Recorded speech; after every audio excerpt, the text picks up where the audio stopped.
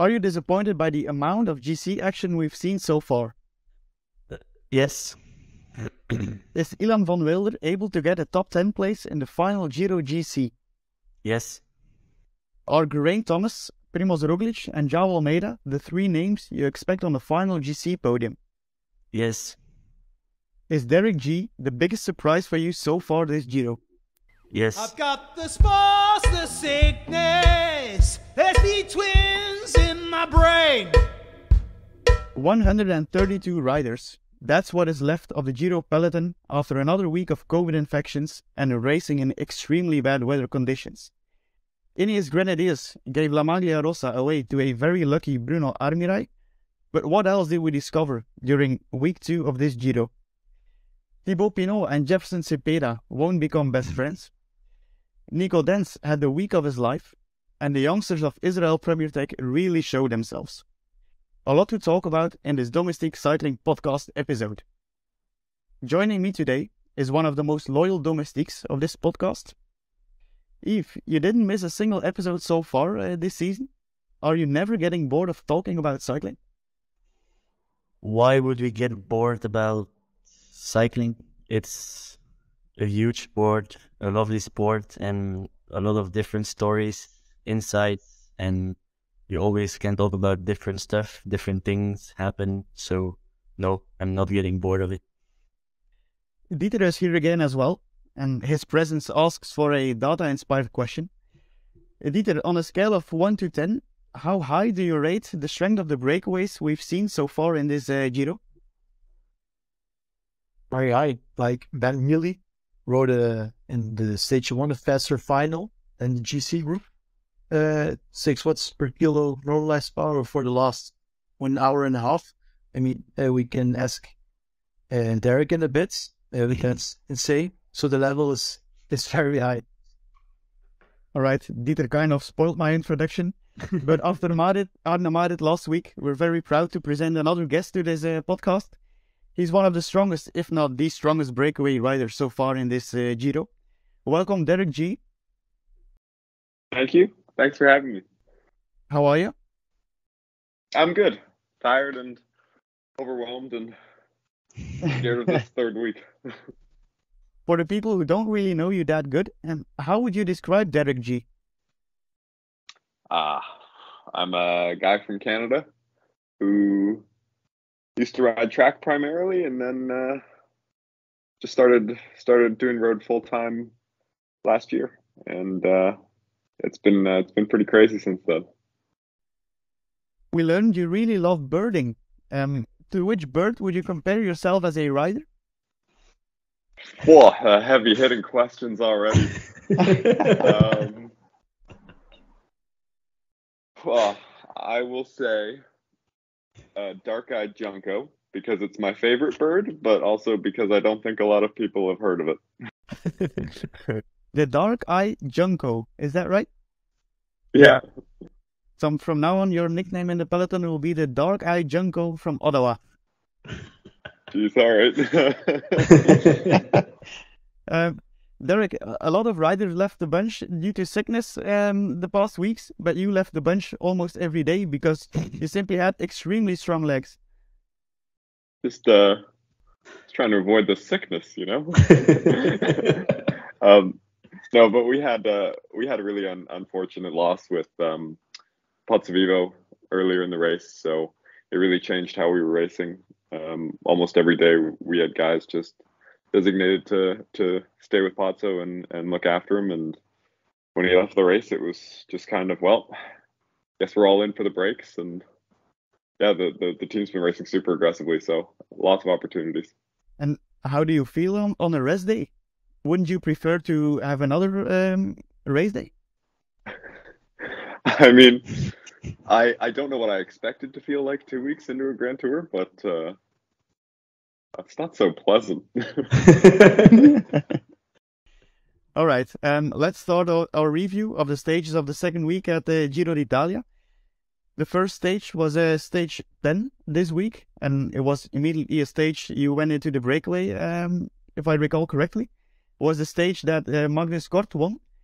But before the stage, there were already a lot of troubles. Remco had COVID. Half of the bunch was sick. Vlasov was sick and was dropped immediately from the bunch. How was it to get into the breakaway? Is it hard to get into breakaways in this Giro d'Italia? For sure, especially with a start like stage 10. It was rolling uphill forever, and the attack started really strong. We got up there with it was myself, Alessandro De Marchi, Trek was. We hit this 3K 8% climb, and Quickstep was really driving it. We had a small gap, and then towards the top we lost both the Quickstep guys, only to find out the next day they both had COVID. So that kind of explained that one. But they were pushing a crazy pace at the time, and it ended up with just myself and De Marchi up the road. We were looking at each other going, this is way too far. We need some more guys. And it was super hard. Unfortunately, the guy that came across was kind of fast. I think before the start of that stage, there were a little bit of doubts about if the stage would even start, because the weather was really bad on top of that first mountain, if I recall correctly. When did you guys know that you would raise the whole stage? I mean, I'm pretty new to the whole CPA thing, and I just assumed we were racing. We were racing the whole time. It wasn't as many conversations and for a Dean day. So yeah, I mean, I just assumed we were racing and we were going to be in for a pretty miserable day. You said it already before that you were in the breakaway with Alessandro De Marchi, Magnus Kort, and Davide Bais. Did you really believe from the start that breakaway could make it until the end?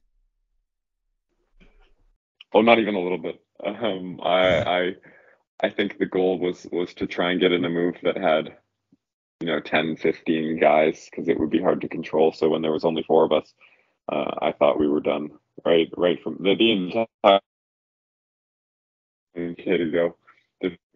So luckily I had really experienced guys in the breakaway.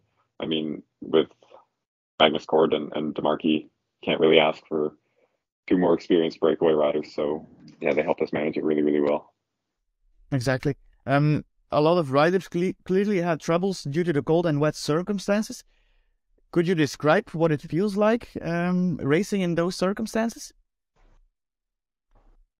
It's crazy on the climbs, because you're going so hard, and then obviously the top is where it's coldest, but it's also, as soon as you switch to the descent, you don't want to put on more clothes. You're working so hard, and then as soon as you hit the descent, you regret not putting on every layer you have. It's ridiculous. I know especially some of the smaller guys, some of the skinnier guys, their hands freeze up, can't break. So it gets pretty grim out there for some people, especially that day with such a technical descent. I can't imagine being in the peloton that day. It must have been terrifying. You went to the line together with Magnus Kort and De Marchi, I think.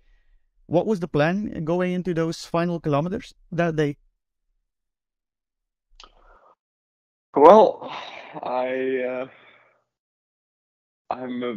a big Magnus Kort fan, just watching him on TV for years, and I knew how fast it was. I mean, I was on the Continental team last year, but he was on it, and got to know him a little bit. And obviously, I know how smart of a racer he is, so I knew I had my work cut out for me. I tried something just because I figured there's no way I'm beating Magnus Kort in a sprint, so I attacked in the last 2K, and it didn't quite work. And then I was right about the sprint.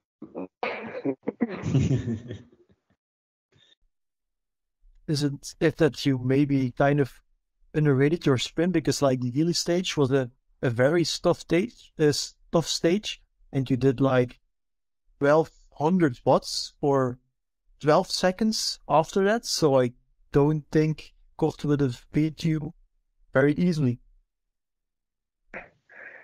Yeah, for sure. It's tough to say. Just because I haven't been in this situation very many times.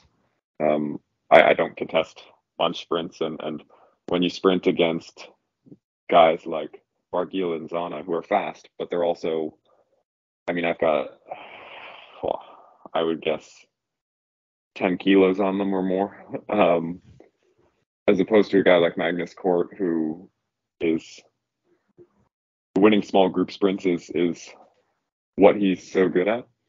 So I don't have any regrets. I think if I had sprinted and lost anyway, I would have said, "Oh, why didn't I try something in the final?" But yeah, I guess I still don't know if I would have had good legs in that sprint or not. After the stage, I read you said this second place feels worse than my first one. Why was that? Well, the first one, a big part of it is changing expectations. I don't really have any results besides this Giro. Yeah, the second week was unbelievable. I can't believe I've come out of it with those results, but coming into it, podiuming a stage of the Giro was beyond what I thought was possible, and it's not like it was a close one. I mean, Ben Healy was, I don't know, a lap up on us. You know, he's 2 minutes off the road. He's in a different bike race. So so that one I felt like I won second because I won the sprint, whereas to have the right in front of you is definitely harder. All right. Let's move over to stage 11, which was a sprint.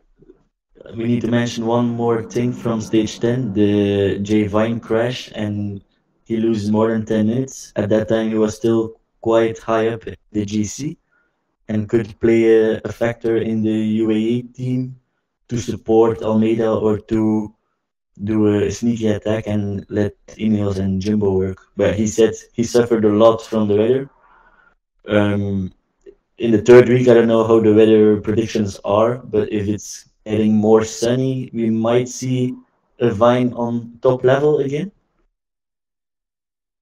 He was on antibiotics the second week, and that's also like the main thing he suffered off. McNulty too, but he was on antibiotics until the day before yesterday. So the first day he was off antibiotics, he directly won a stage. So that's pretty impressive.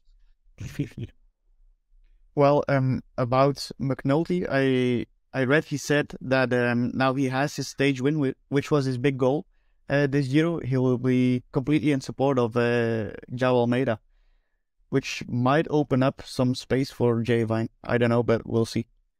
We saw Vine on his too. Yeah, Vine on his Insta posts in the week 2 was quite. Yeah, I'm not gonna say depressed, but he wasn't happy with how he performed, and I'm just hope. I hope he gets some freedom in the stage, and it's not all about Almeida. But now with Kemna in the rest day interview saying Almeida is the big favorite for the Giro, he might not get the freedom he deserves. I don't know. Exactly. So stage 11, sprint stage, a victory for Pascal Ackermann. We've seen a lot of sprinters taking a stage win this Giro, but I don't have the feeling that there's one sprinter really dominating. In your opinion, who is the best sprinter so far in this Giro?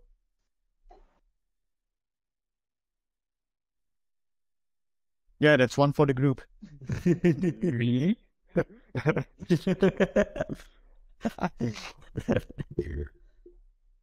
I think I'm never close enough to the front to see it. I think Caden Groves, if he didn't become ill. And at a certain stage in the race, he showed he was pretty fast and he was able to survive some hilly terrain. But of course, in stage 2, where Milan, was it stage 2? Yeah, where Milan shot towards the finish line like a bullet, was quite impressive. But there is not really a sprinter who's the best in this Giro. I think they are both quite equal, and if they are positioned well, they can all win. I think Dieter is going to say Arne Marit is the best sprinter so far in this Giro. So I don't know, but I think Milan, to be honest, in the Ackermann stage, that sprint he did there was crazy. And like if you see an image from the front of the sprint, everyone is pretty aero. You think about that. Milan is huge, but it's like his frontal area is twice as big as other sprinters. So if he's like a bit aero, he sprints 5 kilometers an hour faster. It's like he puts out 2,000 watts too. So huge. Thomas again said he reminds him of a young Marcel Kittel. I think that's pretty good one. But if Milan changes his sprint position, he might not be able to have that power output he has now. That's well, even if he puts out a little bit more, the aerodynamics advantage will be so big. I think maybe Derek can give us an image on that, how big aero gains like that, especially with like 70 kilometers an hour or even more in the sprint are, they are huge, I think. Yeah, I mean, from that perspective, we always look at it from either breakaway or time trial perspective, but it makes sense. I mean, I'm so far removed from the world of sprinters. But at those top speeds, it's got to make an even bigger difference, right? Yeah, I from watching replays after the race, I'd probably say Milan is the fastest, for sure. In stage 11, we had another big crash, taking out Gegenhardt, but also Roglic and Thomas were involved. And if I'm correct, Roglic, he still complained about that crash a couple of days later. The fact that Hart is out of the race now, how will that influence the third week? That's a pity. Hart was, for me, the strongest rider in the peloton at that point. He showed he was ready. He was very strong in Tour of the Alps, if I recall correctly, as well, where he won the general classification. And he was ready to get his second Giro win and remove all the question marks, because his first Giro win, there were a lot of asterisks behind his name because it was a COVID edition. But it's a pity. It's one of the main GC contenders out of the race. A broken hip, if I recall correctly. So he has to. It's gonna be a long revalidation for him. And Roglic and his pain that he still feels yesterday or the day before. I don't know. Is he hiding behind it, or does it really hurt? I have my doubts, to be honest. Well, I have the same question. Is it a mental game he's playing, or? Yeah, I can imagine he has pain. Everyone has pain after crashing, but if you crash, you have pain. I know, but Jumbo doesn't want the pink jersey yet. They wanted to let Ineos do all the work, and Ineos did a very smart thing by giving the jersey to Armirai. But I think they are all waiting on the third week. It's the third week. The week that's coming now is cruel. I just saw the profiles for the stages, and goddamn, the riders in the peloton. Yeah, you're scared of that. But it's incredibly hard. I saw Van Wilder, I think, in an interview saying they made the third week too hard. That makes the GC riders trying to save as much energy as possible in the first 2 weeks. And I think we saw it happen the last 2 weeks, that they are scared for the last week. Dieter, you wanted to say something as well? It's been talking so long, I forgot. And it's gone. Yeah, let's go. All right. Let's move over to stage 12, which was another breakaway win. The first one of Nico Dens. He won out of a group of 30 riders that went up the road, beating Tom Squeens and Sebastian Berwick, a teammate of yours, Derek. How do you know Sebastian Berwick? How is he as a teammate? Oh, I love Seb Berwick. He's a great guy, and yeah, always has a really he brings a really good atmosphere to the team. So when he got in the break and we could hear, we were riding around in the peloton trying to catch on the radio what was happening up front. You know, we heard he's with however many guys that have split off the front, and just trying to stay in range so that we could hear how it went. But no, he's a super funny guy. He's he's super strong. So it's really nice to see that pay off and to see him get on the podium, because it's, I mean, going into a sprint with guys like that, Seb's a climber, so that's a tough one to win.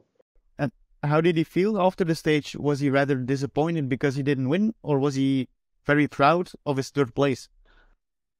I think it's a mix. Afterwards, we just kind of sit on the bus and tell stories from the day. It's hard to usually read how someone feels, you know, deep down about a result like that. But I mean, I think he was pretty proud of it. The whole team was pretty proud of it. It was kind of the start of the whole team kicking off, racing really, really aggressively every day. So yeah, it was sweet. Yves, you mentioned for recording this episode, Nico Dens is a big surprise to you, isn't he? Well, we all knew he was able to ride his bike very fast, but I didn't expect him to take 2 stages in this Giro. The way he has been riding it has been exceptional, and he showed some good form in the Tour de Romandie, if I recall correctly, in the prologue. But still didn't expect. I expected him to be in a break, but didn't expect him to grab a win, let alone grab 2 wins. So yeah, kudos to him, and he surprised me in this year's Giro so far. I'm very curious to hear Derek's story about stage 30, the stage you went into the breakaway with. It was Cepeda and Thibaut Pinot, I think. You guys were up the road towards the final climb, and all of a sudden there were troubles because I think it was Cepeda who didn't want to take turns. Is that right? Yeah, I remember him saying something he was saying to me, you know, I'm not going to pull because of Pinot's GC for, I guess, for Carthy. I didn't really care. I was looking around going, oh my God, what am I doing here? And Pinot was yelling at him, and Rubio wasn't saying much. 2 of us were just kind of rolling through, and I think Pinot knew he had the legs to win the stage. He was unbelievably strong, so understandable that he was quite upset at Cepeda for sitting in the valley.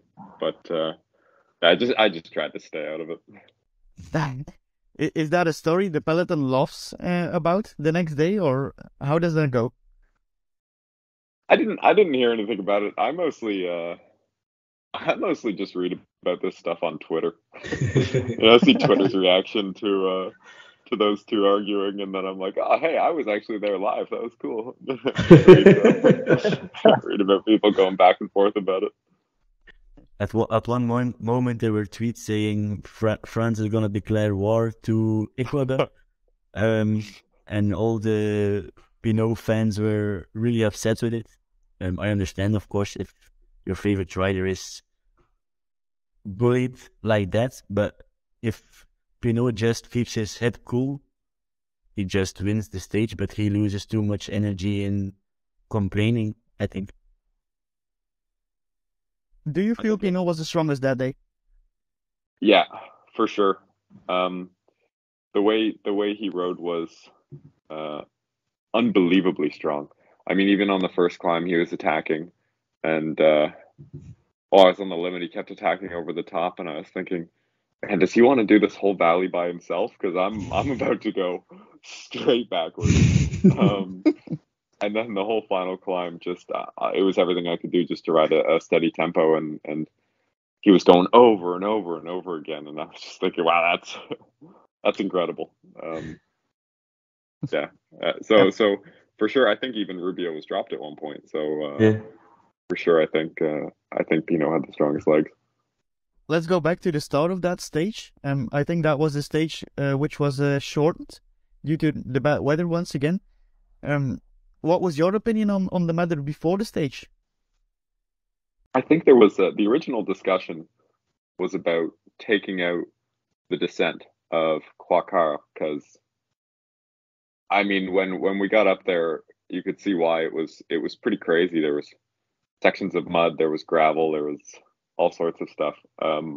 But at the end, I guess they couldn't change it last minute because maybe it was in Switzerland. So they said, what if we shorten it for weather? Again, it was just kind of with all the CPA stuff, I just leave it up to, the more experienced guys, the guys who have been pro for a long time, and they make that call, and I just race my bike.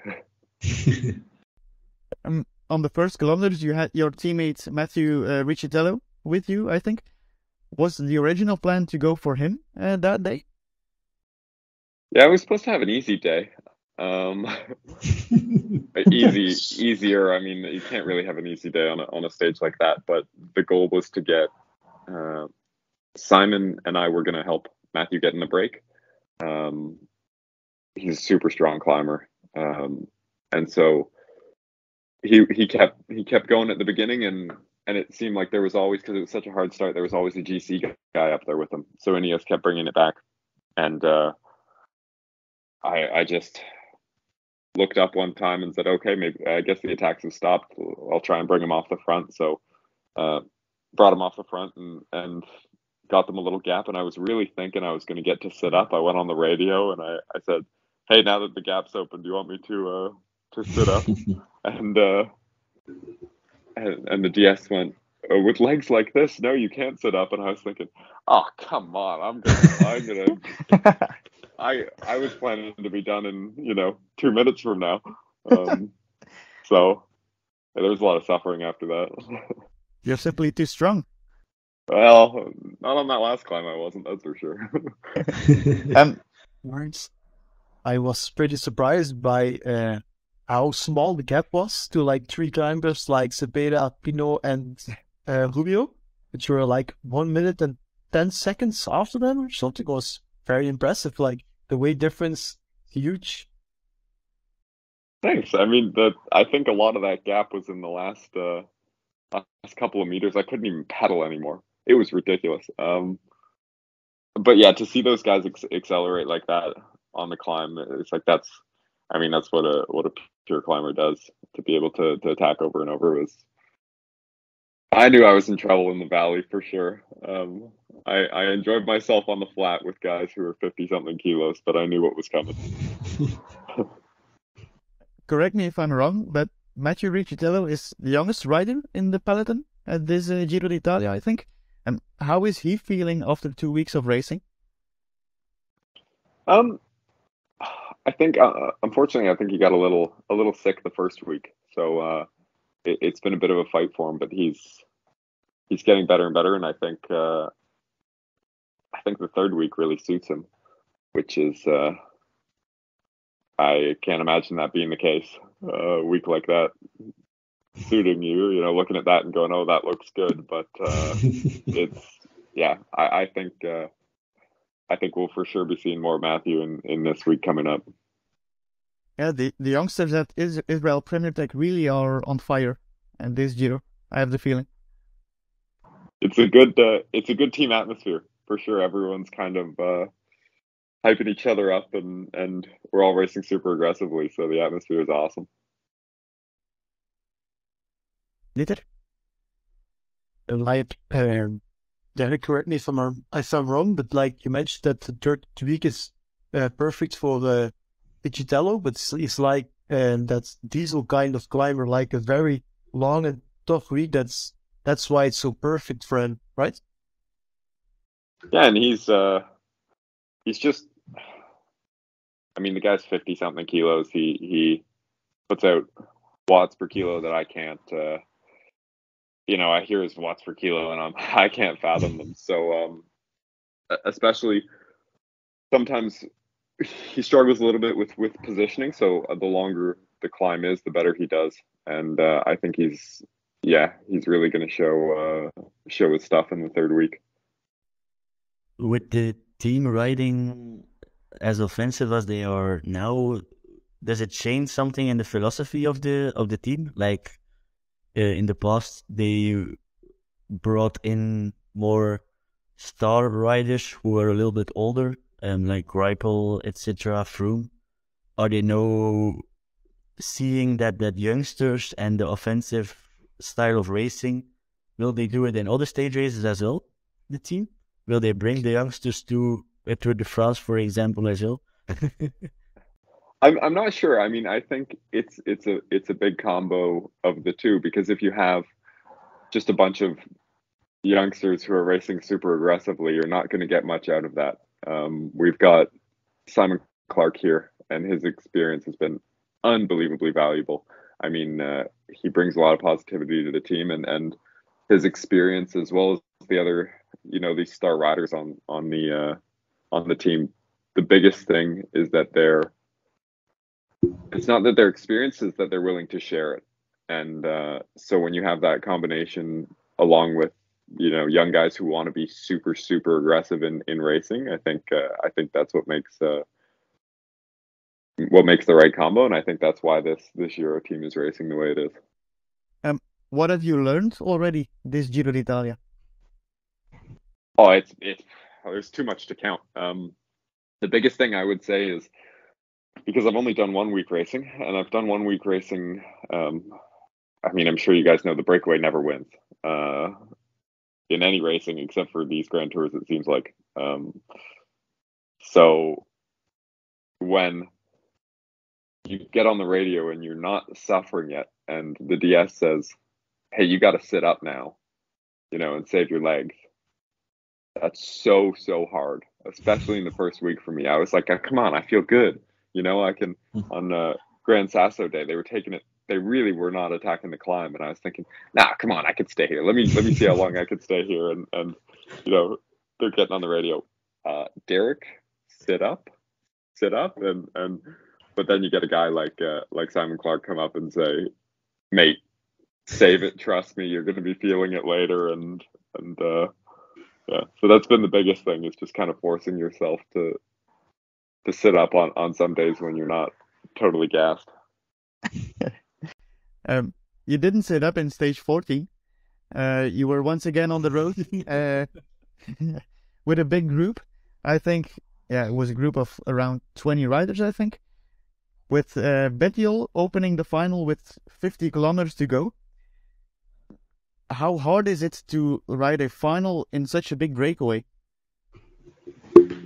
It's super hard because there's so many team dynamics that I am starting to understand, but it's so complex, because you have teams with 3, but Trek gets someone up the road, and Movistar is fully committed for Gaviria, but they can't bring them back, and we've missed the split, but we don't have a sprinter, so what do we do? And it's also obviously physically hard, but then you see the race kind of disappearing up the road. And then in the final, I mean, I thought the race was done for ages until, the last kilometer. I thought that race was done. So the hardest part is just trying to get it right from a team perspective. And luckily, we have really good DSs, and they were saying, the race isn't over. we committed Stevie Williams to chase, and yeah, he did an awesome job holding the gap and starting to bring it down. But I was sure the race was done. Yeah, at a certain point, I thought the same. Rex, Squeens, Ballerini, and Oldani were up the road, I think. And yeah, all of a sudden, the final kilometer showed up, and you guys were coming back. Could you describe the roller coaster of emotion in that final kilometer? That must be crazy. Yeah, I mean, they started. I didn't know how cooked, like how wrecked they were up front. So when they started playing games and we were catching them, I even thought, oh well, we're going full gas to catch them. As soon as we catch them, we'll get dropped on this uphill. But that's of course my brain, however many kilometers into a bike race, not realizing that they've been out there for 50K, swapping off, and they're done. So yeah, it was definitely, I didn't think I had a chance to win the race until the last 100 meters. Really heartbreaking last 100 meters, but there was a couple meters there where I thought I might get it. Nico Dens, he literally beats you on the line. Way to kick a man while he's down. I beat me to hit me in the vert.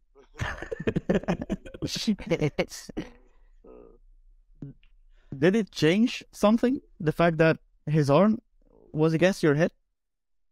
No. I mean, I've seen a lot of the stuff online. Oh, relegate Nico Dens. No, Nico Dens beat me.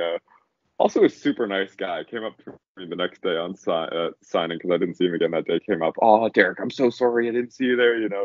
A super nice guy. And no, I don't think it changed the result. He was the strongest for sure, and yeah, it was still a good half wheel. Maybe if it was a tire, but no, for sure that didn't change the result. There's one question he took. Go ahead, Dieter. He took the front with Redness and one with 900 meters to go, I think, Dens, and he finished it off. Just I said, sadly, he doesn't share his spots online, but that has to be so big. I was sitting on his wheel, 900 meters to go, just thinking, wow, I'm getting a lead out. And then I went, oh, I can't come around him. It was ridiculous. It's that. There's one question we really need to ask, and yeah, the whole Twitter community is thinking about it. In this stage 14, you kind of sprinted at the intermediate sprint. Does that mean the Maglia del Ciclamino is somewhere on your mind? Or is it a secret? So No, I mean everyone I train with beats me in sign sprints every single time.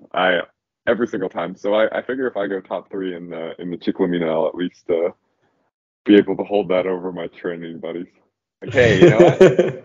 Maybe I'm not such a bad sprinter, but no, I mean it for sure. If I went for it properly, I'd be putting my place pretty quickly by the real sprinters. So the goal is still a stage. With the team, we're going for a stage. But if I'm up the road and there's points available, I mean, I'll go for them for sure. Yeah, but no grand plans to try and steal the jersey. Dieter? I already checked. On Wednesday, there's an intermediate sprint. And if you win the stage, you get 50 points. And then you jump over Milan. So, then you combine stage win and points jersey. So, Bahrein as Milan. And you have UAE and Astana. But, Bahrein and UAE are early going to change, I think. So, it's only Astana. If you have a strong break, I think the chance is there. Dieter believes in you. And I appreciate it. Yeah, I mean, it's mathematically possible. But I don't know how realistic it is. The final stage we need to review is stage 15. another breakaway win. And this time it was Brandon McNulty sprinting towards victory. And Dieter, you kind of predicted this one in our chat, didn't you?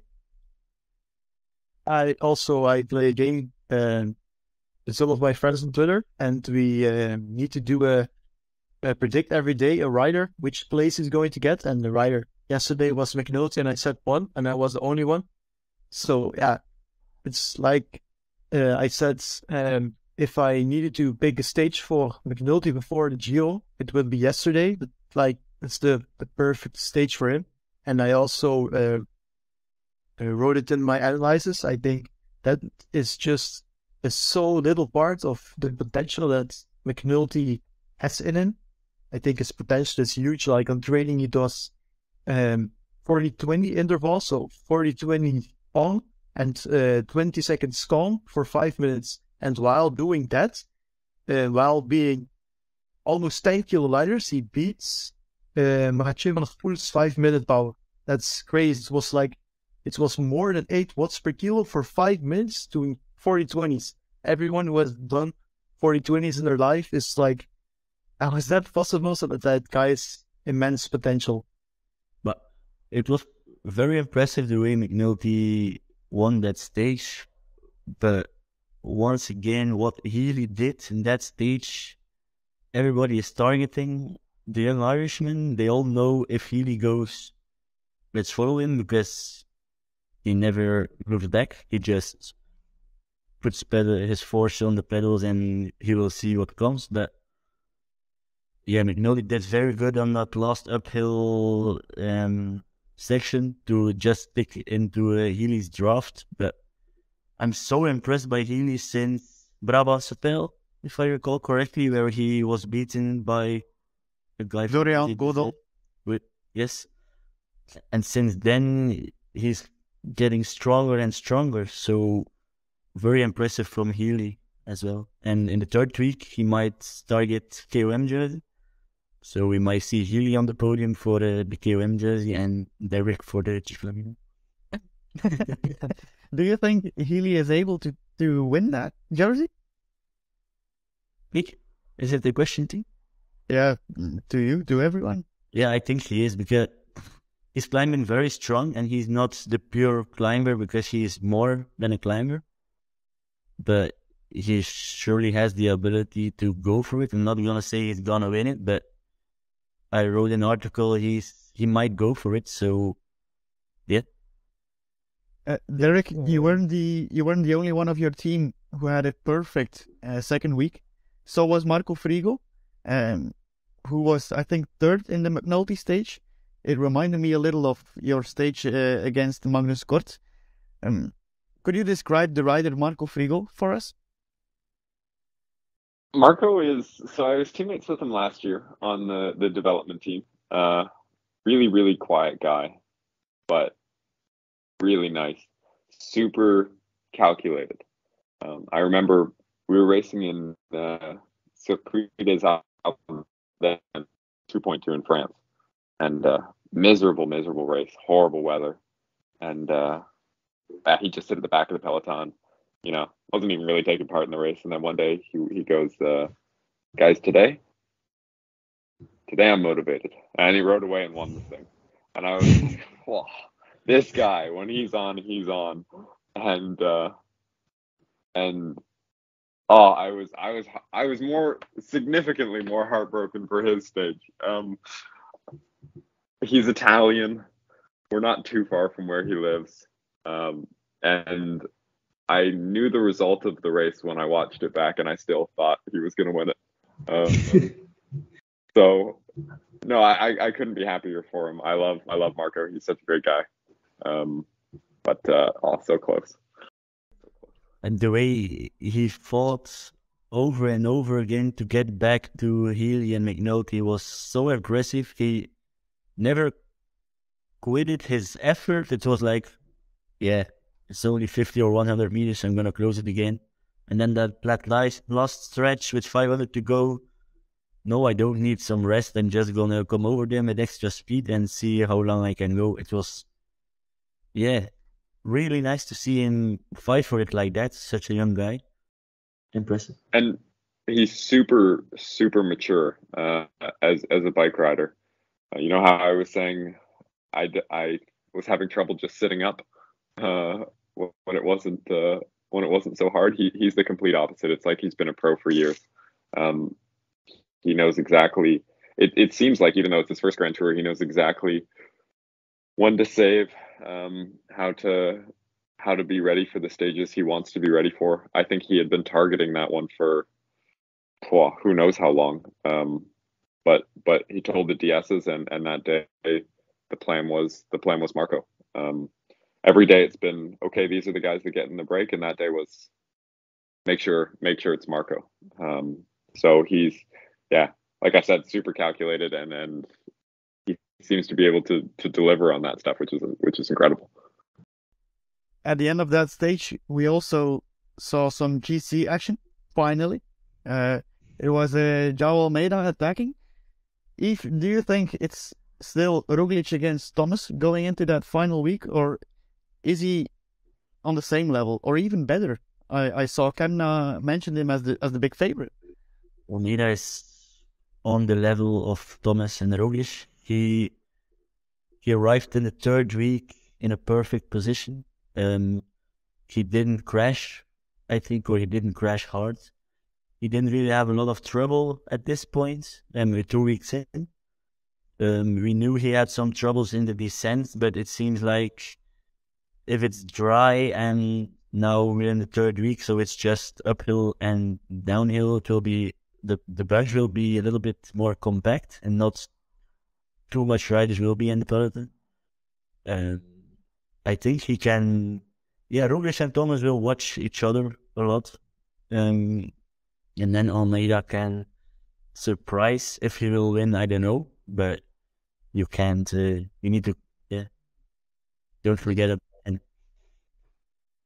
what I love to see is that he gained this explosivity back. Like last year, he was a super diesel at once, while in 2021 and before, he was able to win some group sprints. And last year he wasn't explosive at all, and he gained that back this year. So I think he went back to his old training method or something. So that's great to see, I think, because the Boni seconds, Roglic has already won a Grand Tour on it, so it's very important to have a sprint. Derek, what's your point of view on these GC favorites? You see them passing by every day, so are they impressing you, or is there someone that really stands out? It's actually a lot tougher to see when you're racing. Either I've been in the breakaway or I've been off the back when anything tough is really happening, and you can see any differences. It's actually one of the things I don't like about bike racing is I don't really get to watch bike racing. So I'm slightly skewed towards Geraint Thomas. I'd like Geraint Thomas to win, but that's just a personal opinion. That's not really based off of anything. All right. We also asked the question on Twitter what we should ask you. So we still have a couple of questions left before we end this episode. Dieter, you also have some questions. Maybe we can start with those before Derek has to go. Like maybe, I'm all into watts, and like how do comes Montana, the first climb of the short mountain stage with 301. You did 5.9 watts per kilo for like 45 minutes on the first climb. That's almost 450 watts for such a time. How does that compare to your personal best? Like how much do your watts wear off the second week in the Grand Tour? It's tough to say for an effort that long. I think for an hour, the best I've done is 430, which was at TT Nationals, because our TT Nationals last year was something ridiculous like 50K. But for sure, that's up there. I think the 20-minute would have. I think the highest 20-minute I've done in this race was the start of stage 10, which was probably only about 20 or 30 watts off my best ever. So no, I'm super happy to be able to be up there in a bike race and put out, because all those numbers are from training. So, and on a one-off effort. So I'm really happy to be able to get close to them in a bike race. I think like a lot of people don't get how big that difference is. Like in the McNulty stage, they pushed also Healy and McNulty pushed big watts, but it's like at the end of a 6-day block where they rode more than 1,000 kilometers, and they still push 6 watts per kilo for like 30 minutes or something. That's mind blowing. Yeah, that's ridiculous. I think a lot of times, and I'm lucky enough to be in this situation where I went from watching it, looking at power numbers that win bike races and going, I can do that. That's okay. I can do that. That's no problem. And then you're in a bike race and you realize just how wrecked you are when these guys are actually doing those power numbers. So yeah, it's certainly a different experience.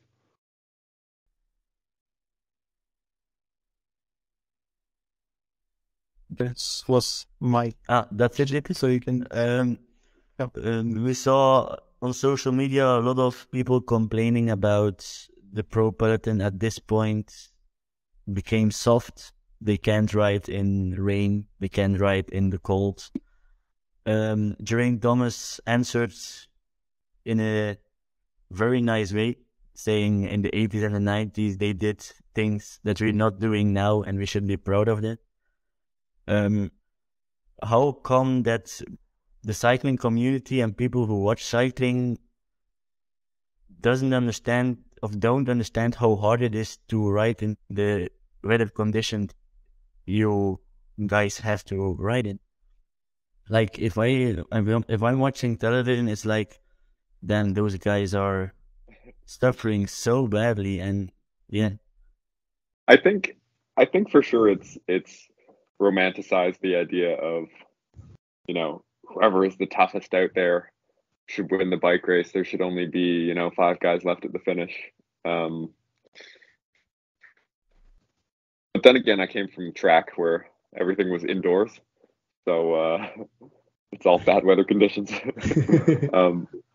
But yeah, on the one hand, I get it as a fan. Obviously, you love to see, riders barely hanging on. It makes for really good entertainment. But yeah, it's no fun when you lose so much of the peloton. For sure, it's a shame for those riders. Everyone who drops out, and every team who's down riders. It's a massive investment from everyone involved to get ready for the race. So yeah, I think you want as many guys to finish and make it good bike racing with all the top. Derek, what's your plan for the final week of racing? Are there any stages you target, or isn't that the case for you? You just target them all? Every stage. When's fighting for Chiclamino point? I surprised myself on Crans Montagna Day, but I think tomorrow I'll be back to reality with the mountains. So for sure, any day that's above 5,000 meters, I'm a little scared of just making it through. I've never raced anything close to that. I think we had a Tirreno day that was 4,000, and maybe we've had 4,000 meter days in this race, but it's going to be a new experience. So yeah, I don't know. Maybe stage 17 if there's a chance the break can make it. If the peloton is, every team is missing guys, so you never know. But yeah, the team will go for every stage. I'm sure, but not me specifically. One final question: when will you be a happy man at the end of this Giro d'Italia? I think the minute I finish this Giro d'Italia, okay. I've been very disappointed, but I've also been. I mean, I feel like I'm living the dream. It is the Giro d'Italia. I'm racing it. I'm up there and being competitive. And for how upset I was when I crossed the line, I think 90% of this race I haven't been able to wipe a smile off my face. So I think I'll be more relieved than anything just to cross the finish line in Rome. But I've been happy the whole time.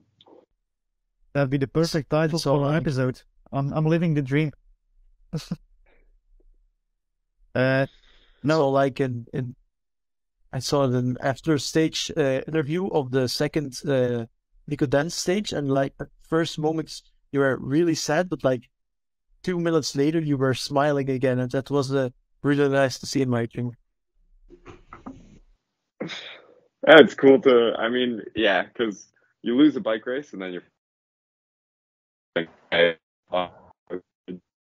That's something pretty special. So I'm sure eventually I'll start being upset with them if it keeps going. But at the same time, I don't know. The plans are pretty wrecked. There's one more comment I wanted to share with you. Someone you reacted on our Twitter post about us asking you questions. And the guy said, just let him know we admire him. That's awesome. I mean, this has been busy. It's been overwhelming, really. Yeah, I can't thank everyone enough who send me a message, or even people on Twitter. I see tweets that are like, "This is a Derek G appreciation tweet." I'm like, wow, where did this come from? Like, this is ridiculous. This is the most support I've ever received, and it's unbelievable. I couldn't be more grateful. Yeah, but you deserve it. Yeah, kudos to you for all that extremely strong racing you have been done. Oh, sorry, you cut out. Yeah, kudos to you for all that extremely strong racing you've been doing the last couple of. And I think I've got technical issues. Just a bit. All right. We're at the end of the episode, and Derek G is gone due to bad Wi-Fi connection, I think. But Yves, the floor is yours. You can end this episode. That's a wrap for today's Domestique Cycling Podcast. A big thank you to our audience for tuning in. If you enjoyed the episode, consider supporting us on Ko-Fi. The link is in the description. And if you're on YouTube, hit subscribe and turn on notifications. We appreciate your support and look forward to seeing you next time. See you later. Ciao, ciao. Bye. I've got the spots, the sickness. There's the twins in my brain.